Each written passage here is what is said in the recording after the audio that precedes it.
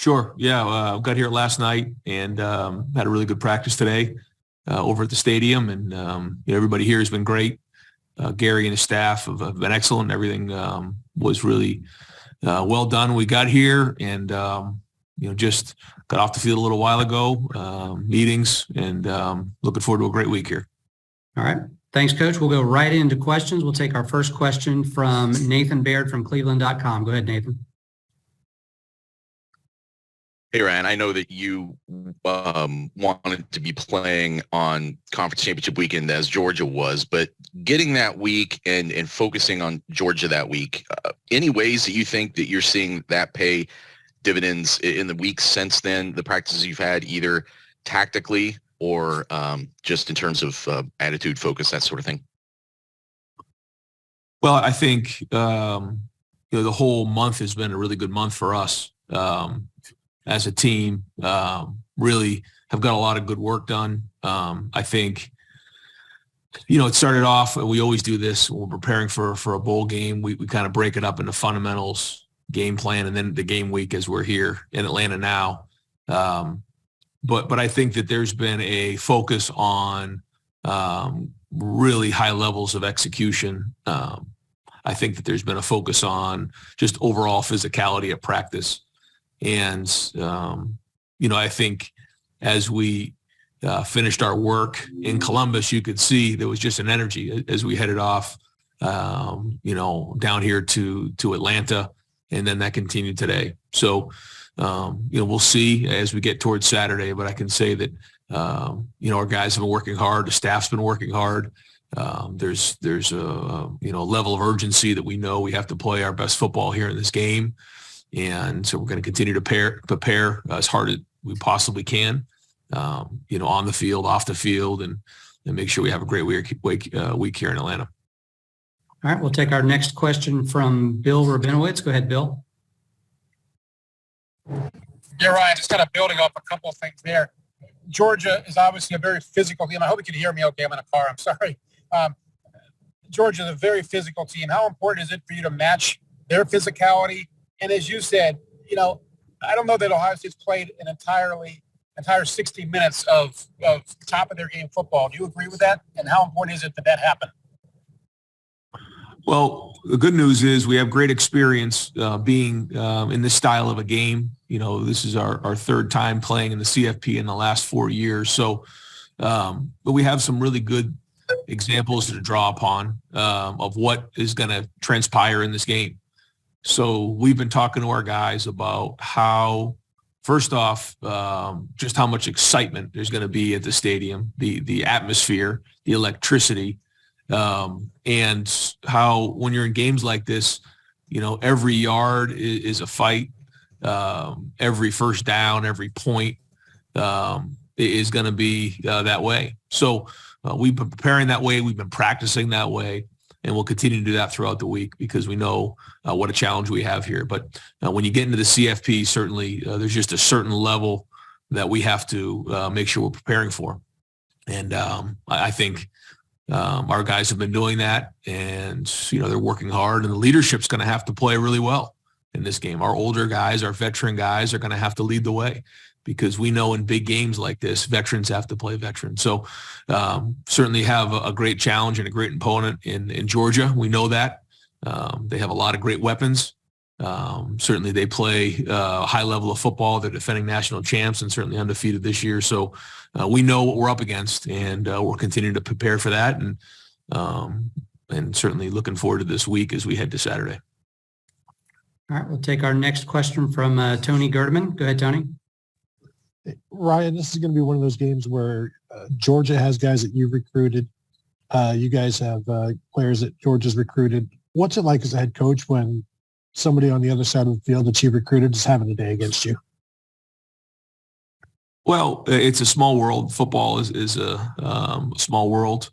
Now even more than ever, you end up recruiting guys, and then you end up, having played against them, or even have them come back in the transfer portal. There's just there's only so many players out there, and there's only so many people typically that fit your profile too. And so we run in small circles, And we know a lot of the people who play at Georgia. We know their families, but that's similar to a lot of the teams we play. And now with travel and the way that recruiting goes, you're in touch with a lot of people. You recruit a lot of people, and they've done an excellent job of recruiting. And they have a lot of really good football players on that side of the ball, or on in all three phases. At Georgia, and Kirby's done a good job of recruiting. So we know those guys. We know how talented they are, and obviously how well they're coached. So we know the challenge ahead of us. But to your question, we're kind of used to playing against guys that we know about and that we've recruited against. All right, we'll go next to Chip Towers from the AJC. Yeah, Ryan, I just, if you would go over the logistics just a little bit of you guys deciding to get in on Christmas night. Did you guys Christmas together, for lack of a better word? And then just wondering what your practice regimen is like. Are you guys still hitting and stuff, or is this install? What's the week ahead look like from a preparation standpoint with all this bowl stuff going on in between? Sure. Yeah, we did. We got in last night and had a little dinner for everybody last night, which was great. And appreciate Gary and everybody at the Peach Bowl doing a great job for the families, and have a lot of family and children here on the travel party. So, there was a Santa Claus here handing out gifts for the families. And so that was great. It was a quick flight down. So, for those who were on the charter, there's a good portion of our team that wasn't on the charter. They were flying in from different parts of the country as we gave them a couple of days off before we headed to the bowl site. So got here, and then it's going to be a typical week. Went over there and practice today, and then we'll keep our routine. We're going to try to do the best we can to make, the hotel here our Woody Hayes Athletic Center, and make Mercedes-Benz our Woody Hayes practice facility, and I think that's part of the process of being at the bowl site. So try to keep things as normal as possible. Thank you. All right, we'll go next to Spencer Holbrook. Go ahead, Spencer. Ryan, when you guys get to the bowl site and you start these practices, how much different are they than the days before Christmas? Is it just like a normal week? And how hard is it to keep a normal week when you've got all of the bowl activities that come with being in Atlanta for a week, that surround everything that goes on with the semifinal? Well, I think that's why you have to keep as many things routine as possible, because it is a little bit different. There are some things that are not normal, like you said. So how many things can we possibly just keep the routine so that when guys are here at the hotel or over at the stadium, they can kind of visualize where things are and keep the routine, so they don't have to really process too much there, and they can focus on getting on the field and doing a great job in their preparation and practicing. But the Peach Bowl and everybody at Chick-fil-A Peach Bowl does a great job of setting up these events and organizing things so that the guys have things to do. But I think our guys are going to do a good job of staying focused on what really is important here, and that's playing the game at 8:00 on Saturday. All right, we'll go next to Joey Kaufman. Ryan, sorry if there's a bit of crowd noise here. I just had a question about the uniforms you guys are wearing, the playoff threads with the thicker gray stripes on the sleeves. You guys have worn them in all the playoff games since you've been the coach. What do you like about that look? That's kind of been your predominant playoff look. Yeah, we try to, honor the traditions and try to do the best we can in that area and make sure that we're doing a great job. And, that's been something that we've done here in the past. And, our guys like it. We've got good feedback on that. So we decided to do that again this year. All right, we'll go next to Charles Odom. Go ahead, Charles. There are a lot of brackets on the skill positions on Georgia's depth chart, and I'm wondering, as you prepare for Georgia, how does that affect the difficulty when they're rotating so many running backs, receivers, tight ends, et cetera? Yeah, well, they've done a great job recruiting and have depth at so many positions. And so I know one of their was something they take a lot of pride in is playing a lot of depth. In offense and defense. I think, like you said, there's guys who roll in the front. There's guys who roll in the back end. multiple running backs, multiple wide receivers. That's when you're playing against a really good team who plays with a lot of depth and is recruited really well. That's one of the things you have to prepare for. And what does that mean? Well, you just have to, know that you're not going to just hone in on one or two guys. You got to be aware of more than one of those guys. And, that's a sign of a good team. All right, we'll go next to Bill Landis. Go ahead, Bill. Hey, Ryan, the last time we saw you guys in a playoff game against Clemson, you guys did a really good job of kind of using tempo to your advantage in that game. And I'm wondering if you think a similar approach in this game is necessary against Georgia's defense. And then also maybe broader, just how your philosophy on that has developed over the course of your career, whether you've ever wanted to play super fast or if you've always been someone who tries to balance that. Yeah, there's times like you said that we've done that before, and it's been very good for us. As we get closer to the game, we'll kind of figure out how that fits for us. But I think one of the things that we have done over the past 5-6 years is have the ability to do that when need be, or if we think it gives us an advantage for a myriad of reasons, then we'll do it. I think it's one of those things where nowadays, if you're just no huddle going really, really fast every single game all the time, and that's all you do, teams can get immune to it. But I think if you have the ability switch it up from game to game or from series to series or play to play, then it's a little bit more of a weapon. And that's something that we've kind of probably done more here in the last few years than early on. We used to play a lot faster, I think, as you remember, just a lot of snaps. But teams have kind of adapted that a little bit more, and they become no huddle defenses. So, we try to stay ahead of that and use it as a tool, but not something that we're doing all the time, every game. All right, we've just got time for about 2 to 3 more. We'll go next to Stephen Means. Go ahead, Stephen.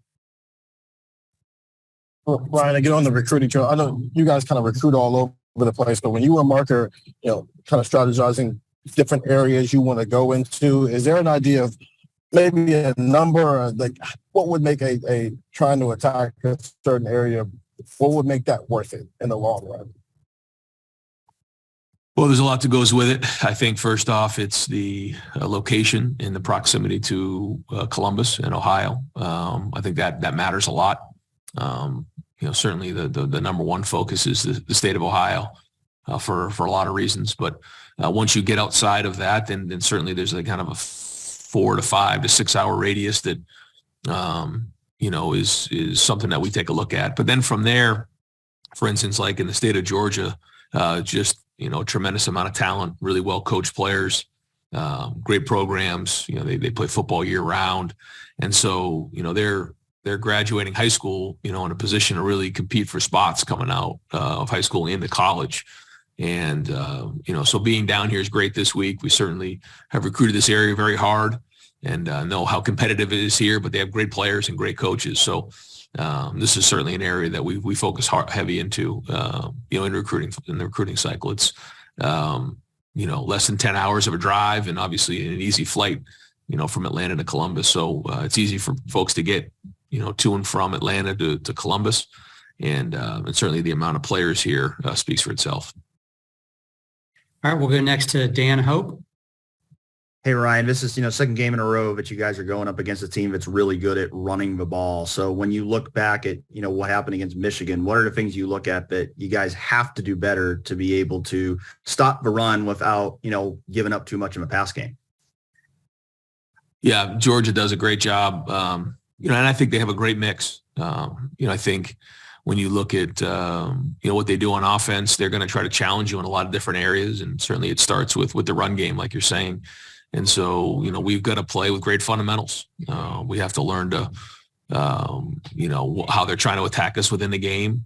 And then obviously, get our guys into the best position possible schematically. But at the end of the day, it's going to come down to fundamentals and running to the football, playing really hard, pad level, tackling. And, certainly, like you said, you can't overcommit because then you put yourself at risk in the back end. So, we have to do a good job of, again, the coach's job is to make sure that we put our guys in the situation to be the most successful. And then it's our guys' job to play really, really hard. And So we've taken a hard look at certainly what happened in the last game, but also the challenge coming into this game, and put a good plan together. You need to continue to have a really good week of practice, and then we let the guys go play. And in this environment, they got to go play fast. And having a couple extra weeks of preparation has helped their guys for sure. All right, we'll go next to Jordan Hill. Go ahead, Jordan. Ryan, you were asked about physicality earlier. What stands out to you when it comes to Georgia's defensive line and specifically with their physicality? I think when you look at their defensive line, first off, you see some really good players with really good size, but you also see multiple, people that can play.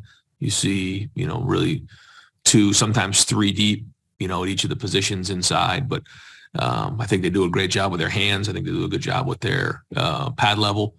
And they try to just, eat up as many gaps as possible and try to, try to create a mess inside. And they do a good job of that. So, and have, and done that against a lot of great teams and a lot of great offenses. So we know that we got to play our best game up front. We know what the challenge is, and certainly some great players over there. So, but that's what, working towards this all year is all about.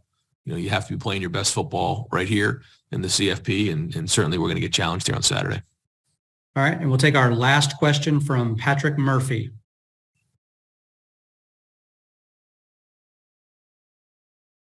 Go ahead, Patrick. All right, instead of Patrick, let's go to Andy Backstrom. Go ahead, Andy. Hey, Ryan, the players told us in mid-December there was a lot of good-on-good practicing. At what point do you taper that off, and when do you know what time to taper that off? Yeah, we did a lot of that during the fundamental phase, kind of that first phase, and then we mixed in that during the second phase. And then as we head into this week, we'll still have some good-on-good like we always do, but this is a typical game week practice for us. So there'll be scout work. There'll still be good-on-good, and I think mixing that in, keeps our guys, keeps their edge. And so we'll mix that in this week, but as we head into the game week, this will be more of a typical week where leading up to this, we did a lot more good-on-good. All right, that'll do it for you, Coach. Thanks very much. We appreciate your time. Thank you.